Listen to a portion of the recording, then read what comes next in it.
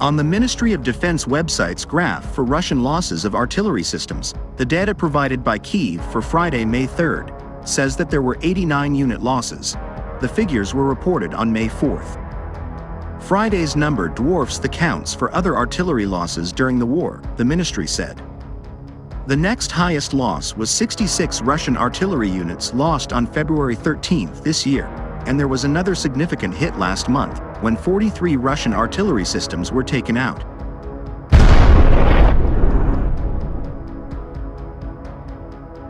The reported 89 losses topped a successful week for Ukrainian military, according to the country's officials, with the previous 6 days' count bringing the week's total artillery losses for Russia to 264 units. On Monday, Ukraine's Ministry of Defense shared the latest losses of the Russian occupiers on X. The numbers provided are drawn from February 24, 2022 until May 6 this year. The May 6 losses are shown as an additional number in orange and state that 38 artillery units were lost by Russia that day. It brings the total to 12,250 artillery losses throughout the entire war, according to Kyiv.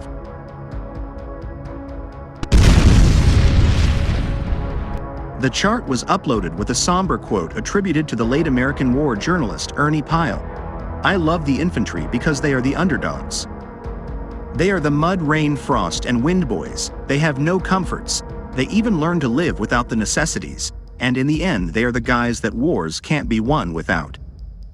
The chart also shows that 7,380 Russian tanks have been destroyed and 9,683 UAV drones taken out, according to Kyiv, which says it has also eliminated 475,300 Russian soldiers during the war.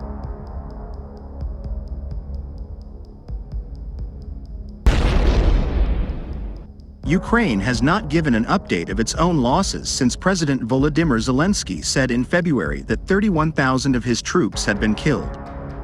However, Russian Defense Minister Sergei Shoigu puts the figure far higher and said this month that Kyiv's troop losses had surpassed 111,000.